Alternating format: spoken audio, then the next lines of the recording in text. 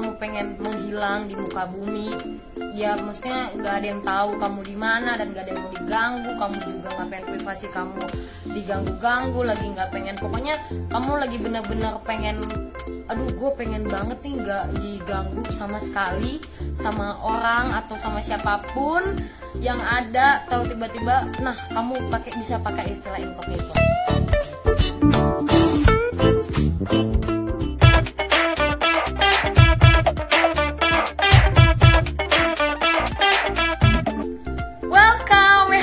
Balik lagi di Hotelier YouTube channel. Nah, sekarang aku lagi di hotel. Sebenarnya aku habis nge-review yang kemarin, jadi aku lanjut bikin scene kedua video aku. Nah, sekarang aku bakal masuk ke segmen namanya VCS. Nah, tapi udah pada jok-jok nih semua. Nah, segmen VCS itu adalah vocabulary section. Nah, jadi segmen ini aku buat di YouTube channel aku buat nge-educate kalian tentang istilah-istilah yang ada di hotel. Nah, jadi aku bakal kasih tahu istilah-istilah yang ada di hotel itu sama kalian. Nah, setiap videonya aku bakal bikin mungkin 5, 4 atau 3 setiap vocabulary section yang akan kita pelajarin setiap videonya. Jadi jangan lupa sebelum kita lanjut ke videonya dan vocab apa aja yang bakal kita pelajarin hari ini, nah jangan lupa untuk like, subscribe, dan juga share videonya kalau kamu merasa video ini emang bermanfaat. Nah, istilah pertama adalah welcome drink. Hah? Minum selamat datang. Iya, bener banget, sebenarnya dari artinya juga teman-teman bisa banget udah dengar dong, minum selamat datang. Iya, jadi minuman ini tuh ditaruhnya tuh di lobi. Nah, biasanya tuh di hotel-hotel bintang 3, 4, 5 itu udah ada nih minuman welcome drink ini. Atau juga di bintang 2 juga ada kok, misalnya kayak di Fave juga gitu dia udah ada. Atau pokoknya hotel-hotel kecil yang dia memang proper untuk ngasih welcome drink ini sama tamu-tamunya, ya dia udah ngasih. Nah, dia ini biasanya ditaruh tuh di lobi. Ada macam-macam nih, geng. Ada yang dia itu naruhnya itu di dispenser gede atau di kaca gitu. Terus nanti dia taruh gelas kecil-kecilnya gitu. Nah, nanti kalian bisa ambil sendiri itu minumnya. Jadi itu namanya welcome drink. Itu yang tipe 1. Nah, kalau tipe kedua itu ada juga yang dia itu welcome drinknya emang dianterin tuh sama si dorgelnya. Dorgel itu adalah cewek yang biasa ngebukain pintu kalian, makanya namanya cewek pintu ya, pintu cewek. Garing banget sih gue. Iya, jadi dia itu biasa dibawa gitu dan ditawarin kayak gitu. Ada juga yang sama receptionnya. Nah, tapi kalau yang kayak gitu-gitu tuh biasanya di hotel-hotel udah besar. Misalnya luxury hotel di bintang 5 atau bintang 4 yang juga bintang 4 tapi standar bintang 5, bintang 4 plus dibilangnya. Nah, mereka tuh biasanya pakainya tuh kayak gitu, jadi dianterin gitu. Jadi nih kalian tuh datang nih cuk. Misal kamu lagi ngantri check-in karena lagi queuing, pasti ditawarin tuh. Jadi sembari kamu nunggu, sembari kamu bisa minum. Itu kalau di hotel-hotel besar biasanya. Nah, tapi kalau di hotel kecil lagi tuh kamu ambil sendiri dan itu nggak apa-apa kok. Maksudnya ambil sendiri aja, nggak usah malu, nggak usah kayak aduh diliatin, boleh nggak sih gitu. Kalau sejauh mata memandang di situ ada yang namanya ditaruh di dispenser dan ditaruh di gelas, itu sih free. Nah, cuman jangan ketukar sama, aku udah nemu beberapa hotel yang dia itu naro apa sih namanya, kayak di kulkas yang tembus pandang tuh, kayak di warung-warung. Nih kayak gini nih. Nah, itu tuh dia itu kayak naro soft drink, air putih gitu-gitu. Nah, itu bukan welcome drink ya, geng. Itu tuh emang sengaja mereka jual, jadi buat nambah revenue mereka atau pendapatannya mereka gitu. Jadi jangan sembarangan, wah welcome drink nih ambil gratis aja gitu kan, tiba-tiba suruh bayar, kalian nggak mau bayar lagi gitu. Enggak, beda. Jadi kalau welcome drink itu dia biasa dimulai taruh dispenser dan di gelas-gelas kecil. Kemarin banyak banget kok yang hotel-hotel gitu. Nah, cuman mungkin kalau lagi pandemi gini, karena emang lagi menekan kos yang dibuang sia-sia, karena banyak banget suka welcome drink itu nggak diminum gitu dan jadinya sia-sia gitu, makanya nggak sering dikeluarin gitu. Nah, itu dia namanya welcome drink. Yang kedua, nah kedua itu ada adalah kita belajar tentang vocab deposito. Enggak sih, deposito. Deposito di ini dong, di bank. Nah, hampir sama kayak deposito sebenarnya, cuman lebih tepatnya kalau deposito kan lo nggak boleh ambil nih kalau di bank. Nah, kalau deposit di hotel itu gini. Jadi deposit itu adalah untuk jaminan kita selama stay di hotel. Jadi begini, aku mau jelasin satu-satu ya. Nah, misalnya nih misalnya kamu stay dan kamu lewat travel agent, Traveloka, Booking.com, Tiket.com. Nah, itu dari semuanya kamu pesan tiket kamar dan kamu pesan kamar dan kamu udah bayar. Nah, itu berarti kamu udah bayar kamar kan. Nah, waktu kamu check-in, Hai guys, balik lagi sama aku. Nah, kali ini aku mau kasih kalian review Gabi Bento. Nah, kalau buat kalian yang tahu menu Gabi Bento itu apa aja nih, aku kasih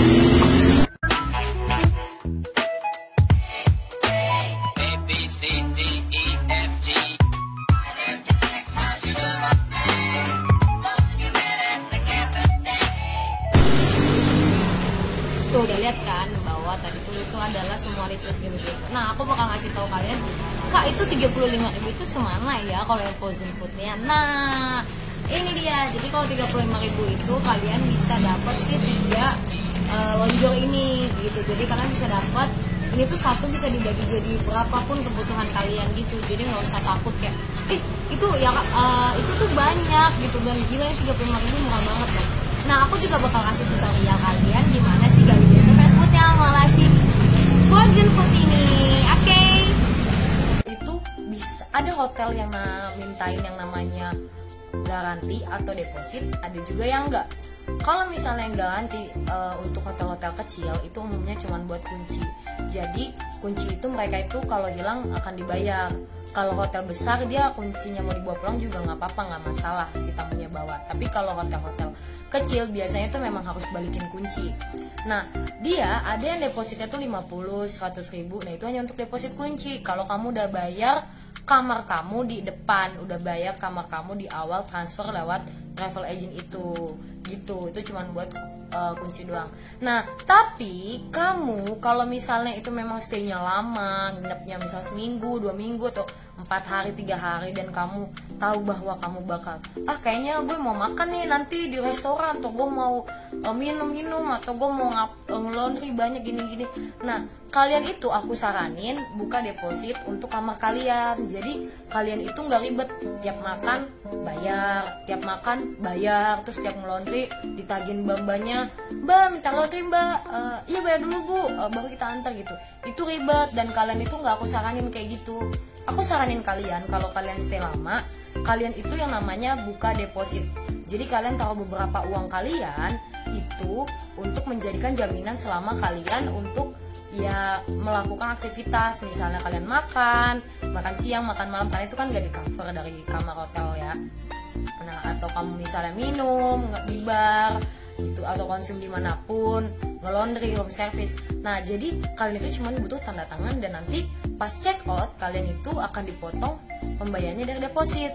Nah, dari situ makanya guna si deposit. Makanya aku selalu bilang bahwa kalian itu kalau stay lama, ya ampun, please banget, untuk memudahkan kalian banget sih. Jadi kalian tanda tangan kayak orang kayak gitu, terus tahu pas check out habis enggak, maksudnya ya lu juga mikir lah, maksudnya kayak aduh kayaknya deposit gue nggak sebanyak ini deh gitu. Tapi nanti si resepsinya bakal ngekontrol sih setiap harinya, wah nih orang depositnya udah lebih dari yang dibelanjain, udah lebih dari depositnya nih gitu.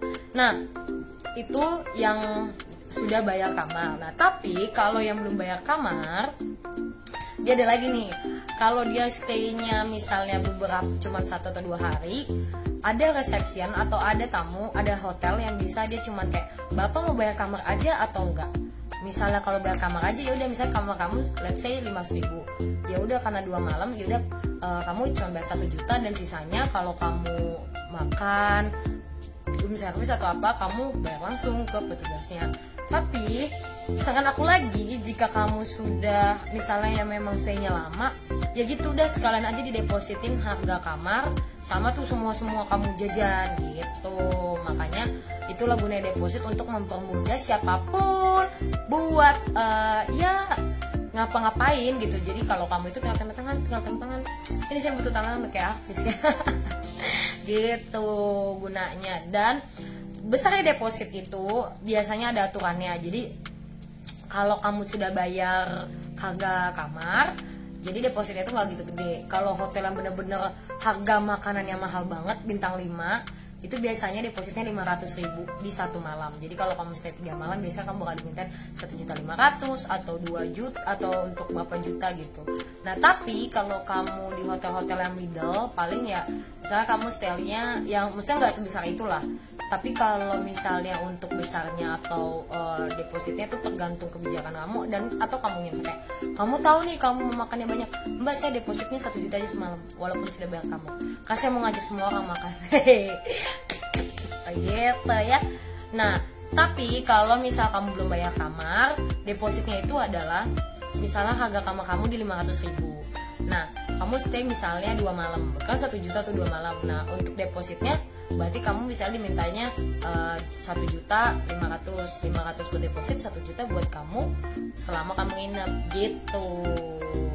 Itulah yang namanya deposit. Nah deposit itu sifatnya wajib atau enggak ya tergantung. Kalau kamu udah bayar di awal harga kamarnya dan kamu stay-nya nggak lama ya, dan hotel pun mengizinkan, balik lagi ke regulasi hotel lah. Kalau memang regulasi hotelnya bilang udah bu nggak usah, karena kita untuk paymentnya di dalam kamar minibarnya free. Kalau dia minibarnya free, biasanya dia tidak mengharuskan untuk depositnya ada, karena kalian sudah bayar harga kamar.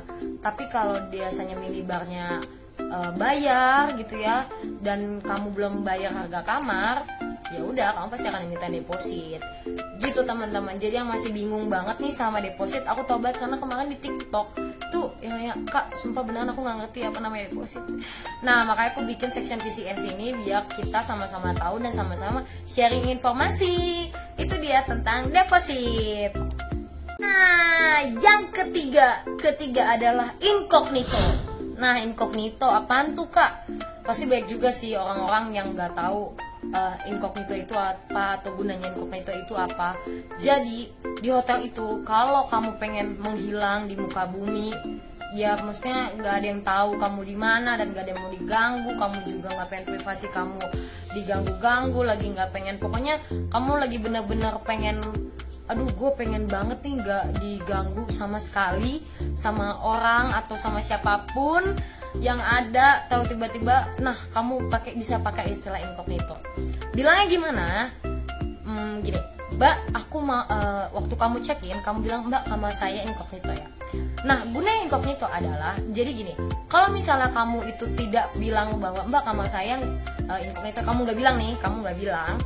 Jadi kalau ada tamu kamu datang misalnya cuk gitu kan, mbak saya mau ketemu sama mbak Fitri nih, dia mau ketemu sama aku kan, dan aku nggak bilang, aku nggak itu. Dia cari nih kamar berapa ya ibu, dari kamar 253. Nah terus tiba-tiba pas dicek bener nih 253 atas sama Fitri. Nah reception bakal nanya, ibu udah hubungin tamunya belum? Udah gitu, ada tamunya nggak di dalam? Ada sih mbak. Nah si reception itu pasti tetap akan nelpon kita dan nanya si tamunya dengan ibu siapa, misalnya dengan ibu Linda gitu ya, ibu Linda mau ketemu ibu Fitri. Nah dia bakal nelpon nih ke kamar aku, selamat pagi Mbak Fitri, ini ada Ibu Linda mau ketemu Mbak Fitri mau ketemu atau enggak, atau mau turun atau mau ke kamar. Kalau aku bilang yaudah izin aja ke kamar gak apa, atau yaudah Mbak suruh tunggu aja di lobby, saya mau turun. Nah itu dia tidak incognito. Pegawai hotel masih bisa untuk memberikan informasi bahwa ada Mbak Fitri yang sedang stay dan dia punya tamu gitu ya. Dan ada telepon dari luar, misalnya gini, selamat pagi mbak, ada saya di situ ada teman saya namanya Fitri di kamar 256, dan ternyata itu benar, boleh disambungin nggak? Itu bisa disambungin ke kamar telepon dan aku bisa ngangkat telepon dari luar tersebut. Tapi kalau incognito yang kayak aku bilang, kamu menghilang di tengah bumi ya, seperti orang mati, nggak ada pokoknya kamu bener-bener menghilang aja, kamu bilang ya sama resepnya, mbak kamar saya incognito ya. Nah setiap tamu yang bisa datang nih cuk gitu kan, mbak saya mau ketemu Mbak Fitri dong, kamarnya 256. Walaupun bener, dia akan bilang mohon maaf ibu, atas nama ibu Fitri nggak ada yang stay di sini gitu. Karena aku udah bilang di awal bahwa aku incognito, jadi aku benar-benar tidak mau diganggu, gue benar-benar nggak mau yang siapapun yang mau ganggu gue, nggak ada. Nah yang kedua, kalau ada telepon dari luar kayak yang tadi tuh, Selamat siang, ini saya tamunya Fitri, boleh nggak saya nelfon ke Mbak Fitri 256? Dan itu nggak akan yang bisa sambungin ke kamar aku. Jadi tuh aku bener-bener yang ya udah, aku bener-bener lagi kayak pengen menyendiri sama Edi sendiri di hotel, ya itu pakai incognito gitu. Atau nggak kamu ngerasa privasi kamu tuh pengen dijaga sama sekali dan gak boleh ada yang tahu itu kamu lagi ngapain. Nah itulah kamu gunanya kamu ada si incognito itu. Jadi Kak, incognito itu apa? Nah itu, jadi kalau kamu mau menghilang dan benar-benar data kamu gak ada yang tahu, itulah bilang aja dengan istilah Mbak saya kamarnya incognito gitu. Itu dia istilah-istilah, 3 istilah yang kita pelajari di VCS kali ini. Nah kalau kamu suka dan juga jangan lupa, kalau kamu suka dan juga ada request mau apa atau vocabulary apa yang kamu nggak ngerti, boleh komen di bawah dan juga mention aku, dan juga boleh di TikTok aku juga, di IG aku juga. Jangan lupa follow Instagram aku di fitrihutarset12, TikTok aku di fitrihts, S-nya 2 kali ya. Dan juga like, subscribe dan juga share videonya kalau emang kamu suka dan menurut kamu ini emang penting. Oh ya, jangan lupa mungkin besok aku bakal review hotel lagi. Dadah.